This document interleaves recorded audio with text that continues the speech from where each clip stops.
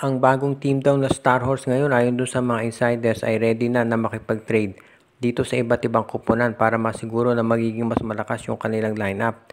At ang kinoconsider daw nila ngayon ayon dun sa mga reports na lumalabas ay makipag-trade dito sa Magnolia Chicken Templados at ang ibibigay daw nila ay itong si kay Mark Carino dito sa Magnolia at ang magiging kapalit naman daw ay itong si Russell Escoto at pakaisama si Jeric Balanza. Naghahanap daw kasi ang Star Horse itong mga players na sabihin natin medyo underutilized ngayon at gusto nilang bigyan ng pagkakataon na ipakita kung ano ang kayang gawin dito sa PBA. Kaya nga gusto nilang isama itong si Escoto at itong si Balanza dito sa team nila.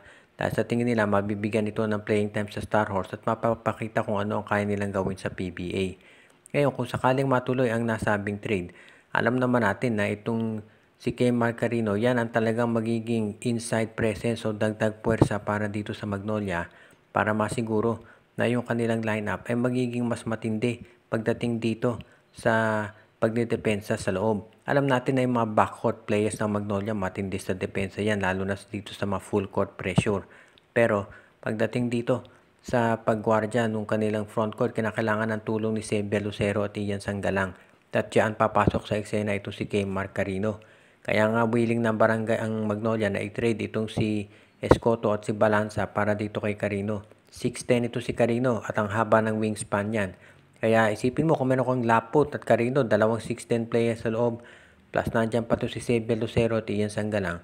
Biglang ang laki ng lineup ngayon itong Magnolia Chicken Templados at iyan ang magiging bentahin nila para dito sa mga ibang mga teams na makakalaban nila para dito sa Philippine Cup.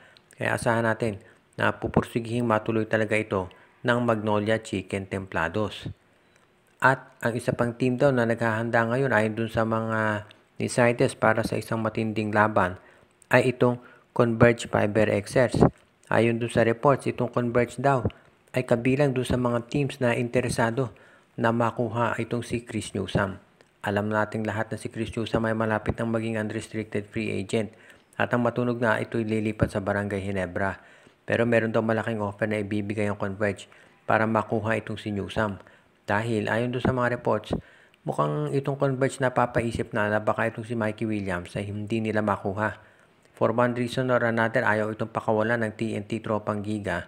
Kaya nga tumitingin sila ngayon sa ibang option. Ang maganda kasi dito kay Chris Newsome, kapag ito'y naging unrestricted free agent, kahit aling team pwede na siyang sumali o pwede na siyang pumirma. Yes, alam natin na madalas kapag ganyan ang usapan sasabihin sa Barangay Ginebra pupunta si Newsome. Pero itong Converge handa na mag-offer ng magandang kontrata dito kay Newsome at alam natin na maraming mga teams gusto dito sa Converge. Dahil sila independent team at maraming mga fans na nagkakagusto dito sa kanilang lineup ngayon dahil nga lumalaban talaga sila. Kaya wag tayong magulat kung sakasakali na matuloy nga ang paglipat nitong si Chris Newsome dito sa Converge Fiber Xers. Kapag natuloy ito, magiging malaking tagumpay ito, hindi lang dito sa Converge kung hindi maging sa mga independent teams na gustong sumabay talaga dito sa SMC at MVP Group. Kaya abangan natin kung magagawa nga ng Converge Fiber Xers ito na makuha itong si Chris Newsome at mapapirma nila ng isang kontrata. Dahil alam natin maraming mga teams ngayon talaga ang determinado na makuha ang nasabing player dahil kinukonsidera ito na isa sa mga top options ngayon dito sa ating liga. Kaya matinding usapan siguradong magaganap sa ngayon dito sa PBA.